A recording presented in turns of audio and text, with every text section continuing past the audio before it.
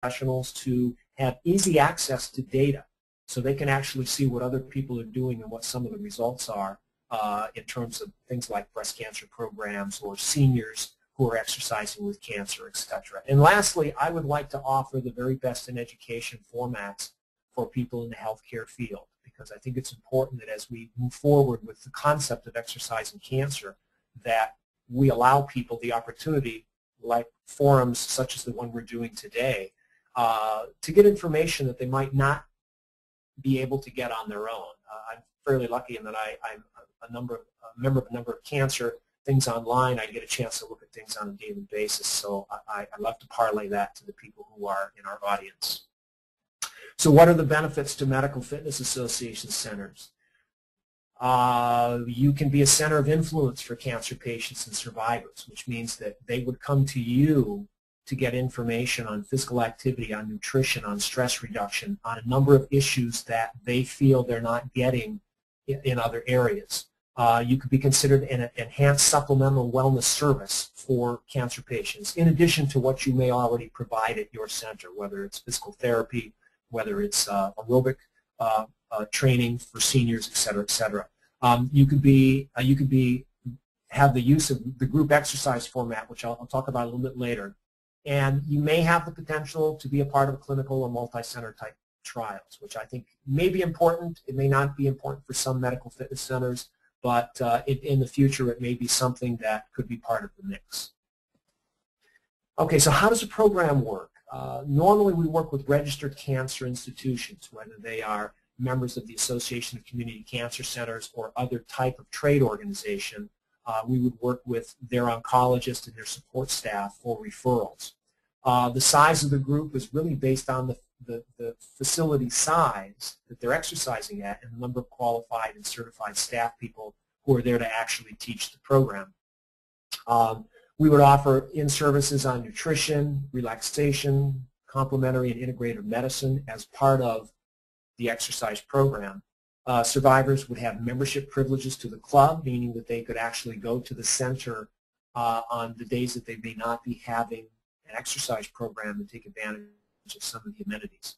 And lastly, there will be online applications such as intake forms, physical assessments, behavioral assessments, and physical outcomes, which would give our trainers, our health education people, the ability to share data and aggregate data just for their own needs.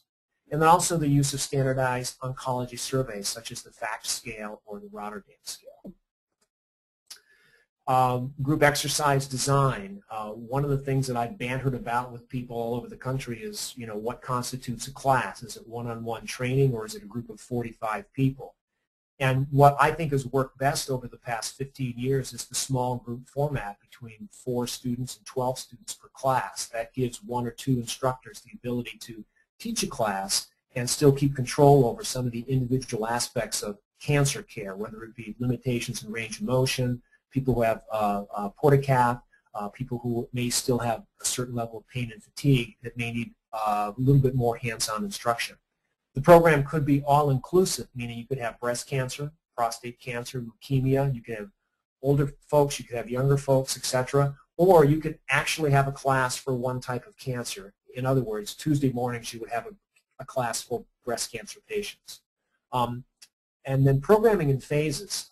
When we talk about phase 1 programming, you may have a person coming in who can do Codman's pendulums.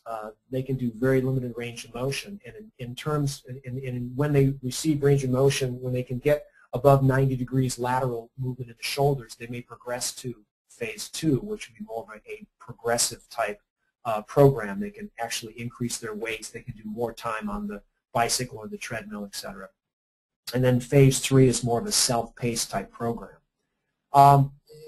These types of classes usually entail aerobic conditioning, some type of aerobic conditioning, whether it's a classroom walking format or aerobic exercise format. It would have some level of progressive training, whether it's rubber tubing or light dumbbells. It would clearly include flexibility and relaxation. That could be a combination of Pilates, yoga, NIA training, etc. And then, of course, physical assessments based on the medical regime and the functional capacity of the patient who's involved with the program. Assessments. Do we do a bicycle test or we do a treadmill test? For strength training, do we do a functional test or we do a 1 repetition max test? And I've always been an advocate that I'm more of a functional assessment type person. I know that there are treadmill protocols that are being used for cancer patients. I may not necessarily agree with that in all cases. I've actually had people who could do a bicycle their first week at 0 watts for about 30 seconds to a minute, and that certainly is not going to make for a modified treadmill test. But we record what they can do, and then we try to have them do a little more time and a little more progression over the weeks. Do we do body fat, or do we just measure their weight on a scale?